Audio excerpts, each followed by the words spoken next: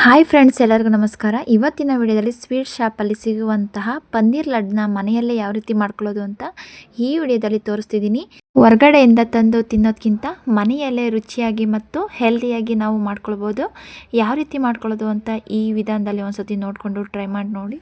ತುಂಬಾ ಸಾಫ್ಟಾಗಿ ಮತ್ತು ಕಡಿಮೆ ಸಾಮಗ್ರಿಗಳಿಂದ, ಮನೆಯಲ್ಲೇ ಸಿಗುವಂತಹ ಸಾಮಗ್ರಿಗಳಿಂದ ಕಡಿಮೆ ಸಮಯದಲ್ಲಿ ಮಾಡ್ಕೊಳ್ಬೋದು. ಬೇಕಾಗಿರುವ ಸಾಮಗ್ರಿಗಳು ಯಾವುವು ಅಂತ ನೋಡೋಣ. ನಾನಿಲ್ಲಿ ಪನ್ನೀರನ್ನ ತೊಗೊಂಡಿದ್ದೀನಿ. ಪನ್ನೀರನ್ನ ತೊಗೊಂಡು ಈ ರೀತಿ ಸ್ಮ್ಯಾಶ್ ಮಾಡಿಕೊಂಡು ಇಟ್ಕೊಂಡಿದ್ದೀನಿ. 1/4 ಕಪ್ಪಷ್ಟು ಗೋಡಂಬಿನ ತೊಗೊಂಡಿದ್ದೀನಿ. 1 ಟೇಬಲ್ ಸ್ಪೂನಷ್ಟು ತುಪ್ಪ, ಚಿಕ್ಕ ಗ್ಲಾಸಲ್ಲಿ ಕಾಯಿಸಿ ಆರಿಸಿರುವಂತಹ ಅರ್ಧ ಗ್ಲಾಸಷ್ಟು ಹಾಲು ತೊಗೊಂಡಿದ್ದೀನಿ. 3/4 ಕಪ್ಪಷ್ಟು ಸಕ್ಕರೆ, 2 ಏಲಕ್ಕಿ ಕಾಯಿ, ಅರ್ಧ ಕಪ್ಪಷ್ಟು ಮಿಲ್ಕ್ ಪೌಡರ್. ಬಿಸಿ ಹಾಲಿಗೆ ಕೇಸರಿ ದಳಗಳನ್ನು ಹಾಕೊಂಡು ಅದನ್ನು ಕರಗೋದಕ್ಕೆ ಇಟ್ಕೊಂಡಿದ್ದೀನಿ.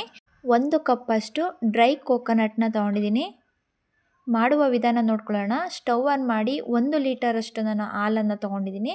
ಹಾಲು ಬಿಸಿ ಆಗೋಕ್ಕೆ ಇಟ್ಕೊಳ್ಳೋಣ. ಬಿಸಿ ಆಗೋದ್ರೊಳಗೆ ನಾನಿಲ್ಲಿ ಅರ್ಧ ಗ್ಲಾಸಷ್ಟು ನೀರನ್ನು ತೊಗೊಂಡಿದ್ದೀನಿ. 2-3 ಟೇಬಲ್ ಸ್ಪೂನಷ್ಟು ವಿನೆಗರ್ನ ತೊಗೊಂಡಿದ್ದೀನಿ. ಬಿಸಿಯಾಗಿರುವಂತಹ ಹಾಲಿನೊಂದಿಗೆ ನಾವು ಮಿಕ್ಸ್ ಮಾಡ್ಕೊಳ್ಬೇಕು. ಹಾಲನ್ನು ನಾವು ಒಡಿಸ್ಕೊಳ್ಳೋಣ. 5 ನಿಮಿಷದಲ್ಲೇ ಹಾಲು ಅದು ಒಡೆದು ಬಿಡುತ್ತೆ. ನೋಡಿ, ನೀರು ಅದರಲ್ಲಿ ಬಿಡಬೇಕು. ಈ ರೀತಿ ಸಪ್ರೇಟ್ ಆಗಬೇಕು. ಪನ್ನೀರು ಮತ್ತು ನೀರು ಈ ರೀತಿ ಸಪ್ರೇಟ್ ಆದ ನಂತರ ಸ್ಟವ್ನ ಆಫ್ ಮಾಡ್ಕೊಳ್ಳೋಣ. ಒಂದು ಬೌಲ್ಗೆ ನಾನು ಕಾಟನ್ ಬಟ್ಟೆನ ಇಟ್ಕೊಳ್ತಿದ್ದೀನಿ. ಈಗ ನಾವು ಪನ್ನೀರನ್ನ ಸೋಸ್ಕೊಳ್ಬೇಕು. ಬಿಸಿ ಇರೋದ್ರಿಂದ ನೋಡಿಕೊಂಡು ನಿಧಾನವಾಗಿ ನಾವು ಸೋಸ್ಕೊಳ್ಳೋಣ.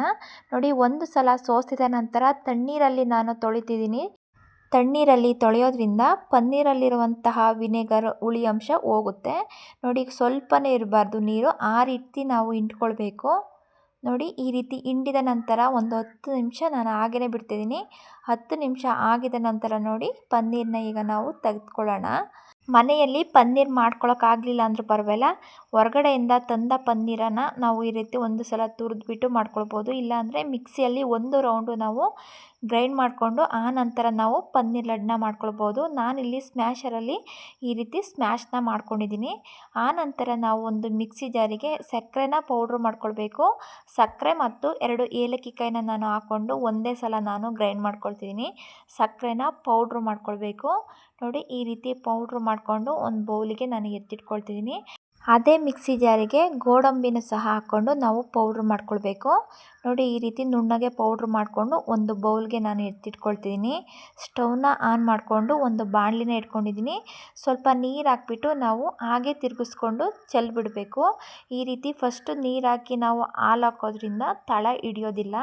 ನೋಡಿ, ಅರ್ಧ ಗ್ಲಾಸಷ್ಟು ನಾನು ಕಾಯಿಸಿ ಆರಿಸಿರುವಂತಹ ಹಾಲನ್ನು ಹಾಕ್ಕೊಳ್ತಿದ್ದೀನಿ. ಈಗ ನಾವು ಪನ್ನೀರನ್ನ ಹಾಕ್ಕೊಳ್ಳೋಣ. ಮಿಕ್ಸ್ ಮಾಡ್ಕೊಳ್ಬೇಕು. ಸ್ಟವ್ನ ಕಮ್ಮಿ ಉರಿಯಲ್ಲೇ ಇಟ್ಕೊಂಡು ನಾವು ಪನ್ನೀರ್ ಲಡ್ಡನ್ನ ಮಾಡ್ಕೊಳ್ಬೇಕು. ನೋಡಿ, ಈಗ ಅದು ಹಾಲಿನೊಂದಿಗೆ ಪನ್ನೀರ್ ಹಾಕಿದ ನಂತರ ಸ್ವಲ್ಪ ತೆಳುವಾಗುತ್ತೆ. ಗಟ್ಟಿ ಆಗೋವರೆಗೂ ನಾವು ಇದೇ ರೀತಿ ಕಮ್ಮಿ ಉರಿಯಲ್ಲೇ ನಾವು ಅದನ್ನು ಫ್ರೈ ಮಾಡ್ಕೊಳ್ಳೋಣ. ಸಕ್ಕರೆ ಪೌಡ್ರನ್ನ ಹಾಕ್ಕೊಳ್ತಿದ್ದೀನಿ. ಸಕ್ಕರೆ ಪೌಡ್ರ್ ಹಾಕಿದ ನಂತರ ಅದರಲ್ಲಿ ಇನ್ನೂ ಕೂಡ ನೀರಿನಂಶ ಬಿಟ್ಕೊಳ್ಳುತ್ತೆ. ಕೈ ಬಿಡಬಾರ್ದು. ಆವಾಗವಾಗ ನಾವು ಇದೇ ರೀತಿ ತಿರುಗಿಸ್ಕೊಂಡು ಮಿಕ್ಸ್ ಮಾಡ್ಕೊಳ್ತಾನೆ ಇರಬೇಕು. ನೋಡಿ, ಈಗ ತೆಳುವಾಗ್ತಾ ಬರ್ತಿದೆ.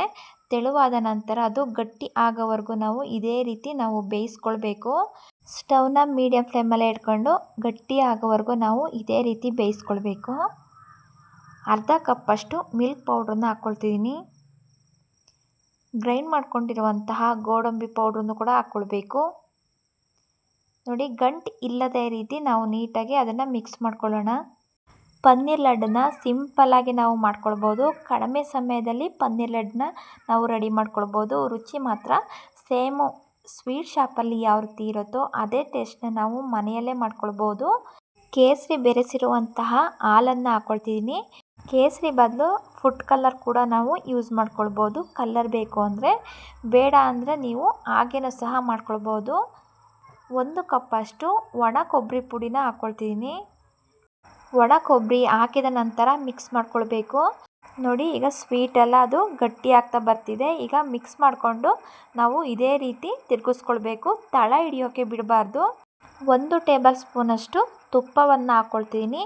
ತುಪ್ಪ ಇಲ್ಲದೆ ಹೋದ್ರೂ ಪರವಾಗಿಲ್ಲ, ಹಾಗೇನೂ ಸಹ ನಾವು ಮಾಡ್ಕೊಳ್ಬೋದು. ಕೊಬ್ಬರಿಯಲ್ಲಿ ಎಣ್ಣೆ ಅಂಶ ಬಿಟ್ಕೊಳ್ಳೋದ್ರಿಂದ ನಾವು ತುಪ್ಪ ಇಲ್ಲದೇ ಮಾಡ್ಕೊಳ್ಬೋದು. ತುಪ್ಪ ಹಾಕೋದ್ರಿಂದ ಲಡ್ಡು ತುಂಬಾ ರುಚಿಯಾಗಿರುತ್ತೆ.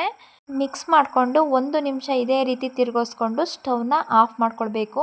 ಸ್ವೀಟು ಫುಲ್ಲು ತಣ್ಣಗಾಗಬೇಕು, ಅಲ್ಲಿವರೆಗೂ ನಾವು ಅದನ್ನು ಹಾಗೆ ಬಿಡೋಣ. ಒಂದು 15 ನಿಮಿಷ ನಾನು ಹಾಗೆ ಬಿಟ್ಟಿದ್ದೀನಿ. ನೋಡಿ, ತಣ್ಣಗಾದ ನಂತರ ಇಟ್ಟು ಇನ್ನೂ ಸ್ವಲ್ಪ ಗಟ್ಟಿಯಾಗುತ್ತೆ. ನಮಗೆ ಯಾವ ಶೇಪಲ್ಲಿ ಬೇಕು ಆ ಶೇಪಲ್ಲಿ ನಾವು ಲಡ್ಡುನ ಮಾಡ್ಕೊಳ್ಳೋಣ.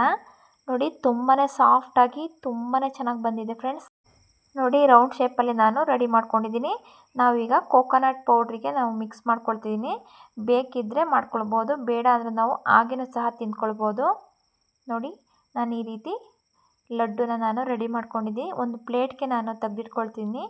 ಎಲ್ಲ ಸ್ವೀಟನ್ನು ಸಹ ಇದೇ ರೀತಿ ನಾವು ಲಡ್ಡುನಾಗಿ ಮಾಡಿಕೊಂಡು ನಾವು ಮಾಡ್ಕೊಳ್ಬೋದು. ತುಂಬಾ ಈಸಿಯಾಗಿ ಮತ್ತು ಸಿಂಪಲ್ಲಾಗಿ ರುಚಿಯಾಗಿ ಈ ವಿಧಾನದಲ್ಲಿ ಮನೆಯಲ್ಲಿ ಒಂದು ಸಲ ನೀವು ಟ್ರೈ ಮಾಡಿ ನೋಡಿ.